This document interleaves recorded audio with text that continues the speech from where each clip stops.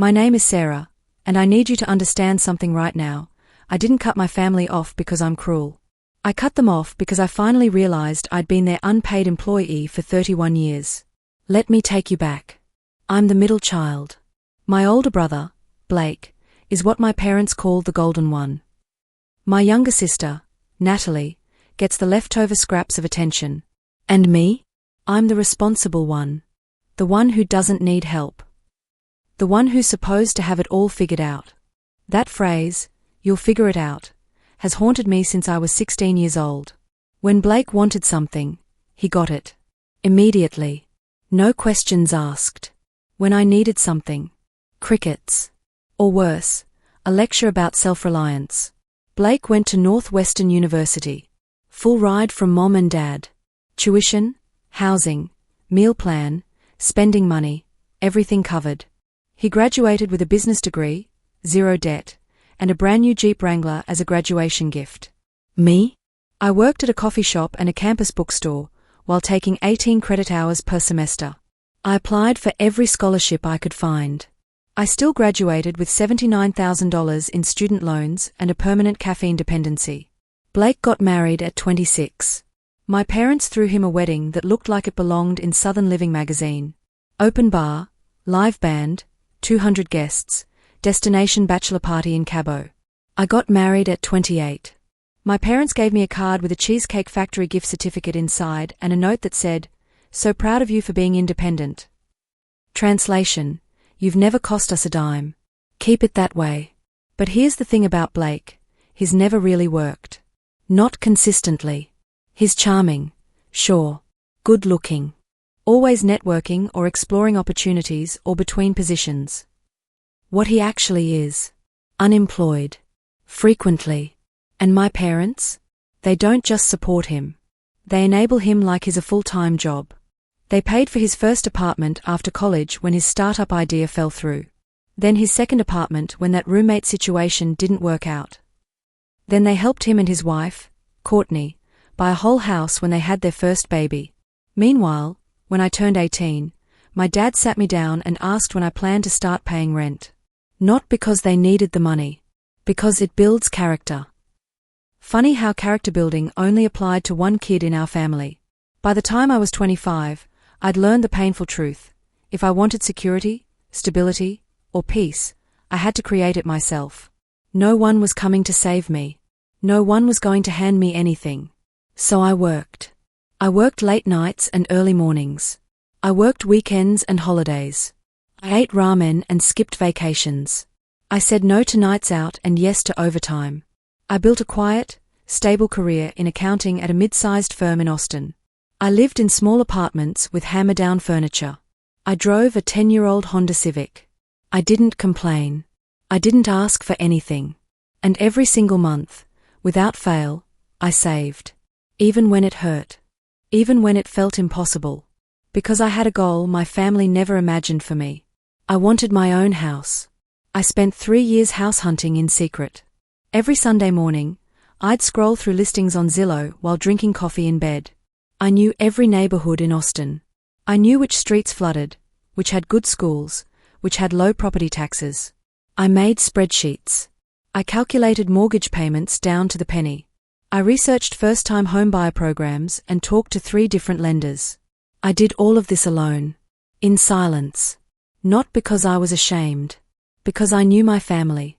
I knew that the second I told them I was buying a house, they'd find a way to make it about Blake.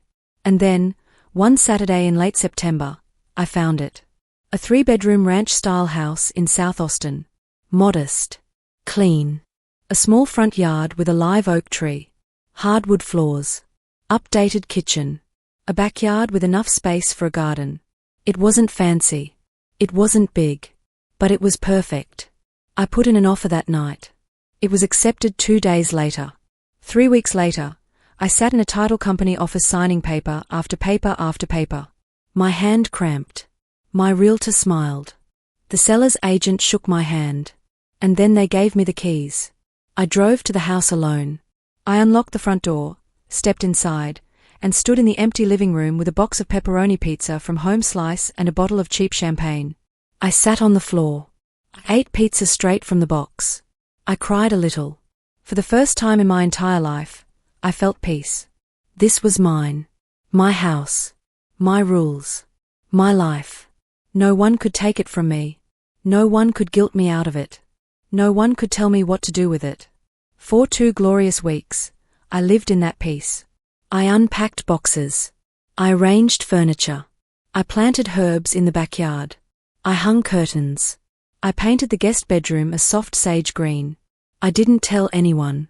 And then the gossip started. It began with a text from my mother on a Tuesday afternoon. Heard some exciting news about you. Call me tonight, smiling face, smiling face, smiling face. My stomach dropped. I'd told exactly one person, my co-worker, Lindsay. She must have mentioned it to her sister, who goes to the same gym as Courtney, Blake's wife. Information in my family travels faster than a wildfire in July. I called my mom that night, already bracing for impact. Sarah. Oh my God, sweetie, why didn't you tell us? Tell you what? I asked, playing dumb. That you're buying a house. We are so proud of you. This is wonderful. Your father and I have been talking, and we have some ideas. That word. Ideas. That's when I should have hung up. But I was still naive enough to think she meant decorating ideas. Paint colors. Furniture layouts. I was so wrong. We'd love to sit down this weekend and talk through everything, Mom continued. Come to Sunday dinner. We'll celebrate. I agreed. Like an idiot. Because part of me, some stupid, hopeful part, thought maybe, just maybe, this would be the moment they'd actually be proud of me for me. Sunday dinner at my parents' house in Westlake was always a production, but this one felt different. My mom had set the table like it was Thanksgiving. Cloth napkins. The good china. Fresh flowers in the center. My dad was wearing a button-down shirt. He never dressed up for family dinners. Blake was there with Courtney and their 3 kids, Cameron, age 7, Harper, age 5, and baby Wyatt, 18 months. Natalie was conveniently busy. She always managed to avoid these things. The moment I walked in, I felt it. That weird, buzzing energy. Everyone was smiling too much. We sat down to pot roast, mashed potatoes, and green beans. My mom kept touching my arm.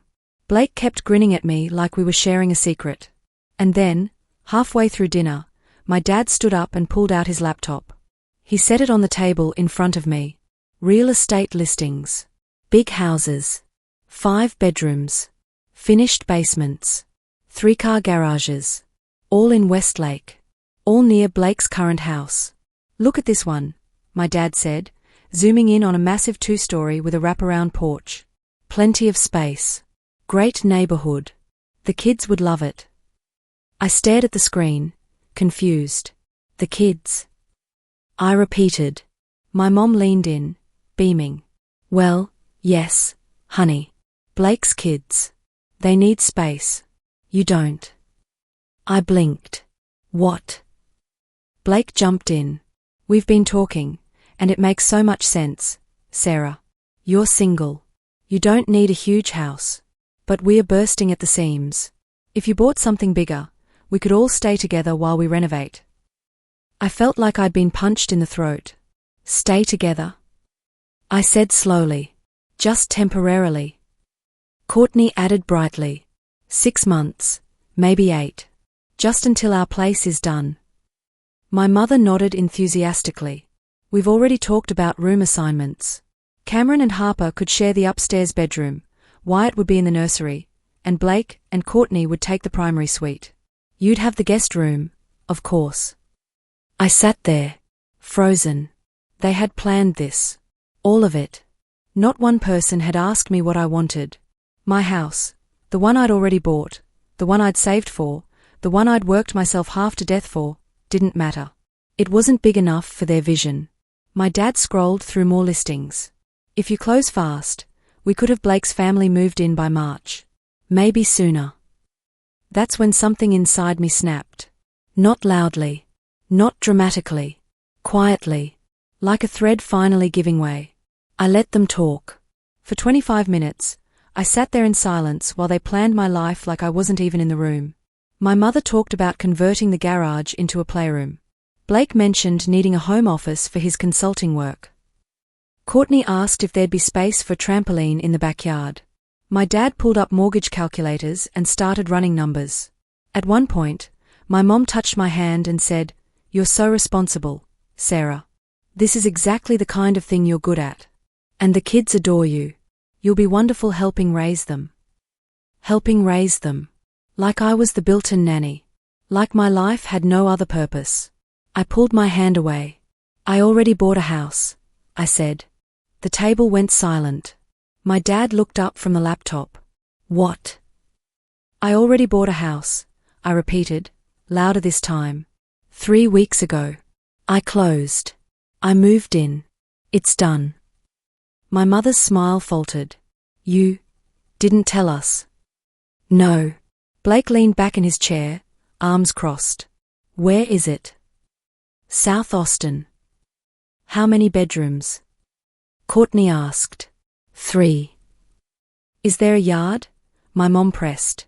"For the kids." I stood up. My chair scraped loudly against the hardwood floor. "There are no kids," I said. "Not mine. Not Blake's. It's my house. For me." My mother's face shifted. The warmth drained out of it. "Sarah," she said coldly, "you're being selfish." I laughed. Actually laughed. It came out sharp and bitter. Selfish. I repeated, "I'm selfish.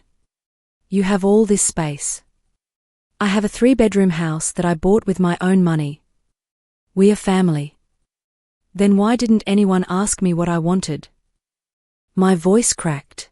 I hated that it did. Blake stood up. "Sarah, come on. Don't be dramatic." Dramatic. I turned to him. "Blake, you're 33 years old. Mom and Dad bought you a house. They paid for your wedding. They've bailed you out of every failed job, every bad decision, every inconvenience. And I'm dramatic." "That's not fair," Courtney said quietly. I ignored her. I looked at my parents. "I worked 2 jobs in college while you paid for everything for Blake. I graduated with debt while he graduated with a car. I got married with a gift card while he got a $20,000 wedding. And now you want me to buy a house, not for me, but so Blake's family can live in it while I what? Sleep in the guest room and babysit." My dad's jaw tightened. "We've always been proud of your independence." "No," I said. "You've always been relieved by it. Because I never asked you for anything. I made it easy." I grabbed my purse. "I'm done making it easy." And I left. I drove home shaking. Not crying. Not yet. Just shaking. When I got inside, I sat on my couch, in my house, and stared at the wall for an hour. My phone started buzzing. "Mom, we need to talk about your attitude." "Blake, you embarrassed us in front of Courtney." "Dad, call me. Now." I turned my phone off. The next morning, I woke up to 17 missed calls and a group text from my mother. "Family meeting. This behavior is hurtful and unacceptable. We raised you better than this." I stared at the screen for a long time. And then I typed, "I'm done being treated like a solution to Blake's problems. I'm done being the responsible one who doesn't get to have needs. I bought a house for me. I'm living my life for me. Please don't contact me again." I hit send. And then, one by one, I blocked them. My mother. My father. Blake. Courtney. I blocked their numbers. Their emails. Their social media. I sat there in my kitchen, hands trembling, heart pounding. And then I cried. Not because I regretted it. Because I was finally free. For 3 weeks, I heard nothing. And it was glorious. I went to work. I came home. I cooked dinner in my own kitchen. I read books on my back porch. I planted tomatoes and basil. I existed without the constant weight of their expectations pressing down on me. And then the emails started. Not from my parents. From extended family. "Aunt Carolyn, your mother is heartbroken. You need to apologize. Uncle Jeff, family is everything, Sarah. Don't throw that away over pride." My cousin, Brittany, this is so unlike you. What happened? I didn't respond to any of them. And then, one Friday night, Courtney sent me a message on Instagram. I hadn't blocked her there. Mistake. The kids were really excited about the new house. Harper keeps asking when we're moving in with Aunt Sarah. I don't know what to tell her. I stared at that message for a full minute. Harper was 5 years old. She had no idea what was happening. No one had told her anything real. They just built up this fantasy where I'd magically provide them a free place to live. I typed back, tell her the truth. Tell her Aunt Sarah bought a house for herself, and that's okay. Courtney replied immediately, you've changed. I almost laughed. No, I typed. I just stopped pretending. I blocked her too. Natalie reached out a week later. She called from a number I didn't recognize. Sarah? How did you get this number? From your office. Look, I'm not taking sides, but... Then don't call me. Sarah, come on. They're our parents. And I'm their daughter. But they've never treated me like one. Silence. You really think that? Natalie asked quietly. I know that, I said. And if you can't see it, then you're part of the problem. I hung up. I didn't block Natalie. Not yet. But I didn't call her back either. It's been 4 months since I walked out of that Sunday dinner. 4 months since I blocked my parents. 4 months since I stopped being the responsible one. And I need you to know something. I don't regret it. Not even a little. I wake up every morning in my house. I make coffee in my kitchen. I sit in my backyard under the live oak tree and listen to the birds. I'm not waiting for someone to need me. I'm not bracing for the next crisis. I'm not wondering when Blake's next disaster will require my sacrifice. I'm just living. Last week, I hung a porch swing. I painted the front door a deep navy blue. I adopted a dog from the shelter, a scruffy little terrier mix named Biscuit. I go to work. I come home. I have friends over for dinner. I take myself to brunch on Sundays. I'm building a life that's mine. People ask me if I miss my family. Honestly, I miss the idea of them. I miss what they could have been. But I don't miss the reality. I don't miss being invisible. I don't miss being the dependable one who never got to need anything. I don't miss being a tool they only picked up when Blake's life required fixing. Sometimes, late at night, I wonder if they miss me. If my mother ever thinks about the daughter she lost. If my father ever realizes he had 3 kids, not just one. If Blake ever considers that maybe, just maybe, his comfort came at my expense. But then I remember, they didn't lose me. I was never really theirs to lose. I was always just the responsible one. The one who'd figure it out. And I did. I figured out that I deserve more than being a supporting character in someone else's story. I figured out that saying no isn't selfish, it's survival. I figured out that blood doesn't mean you owe someone your whole life.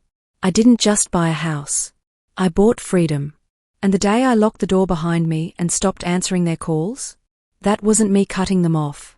That was me finally cutting myself loose.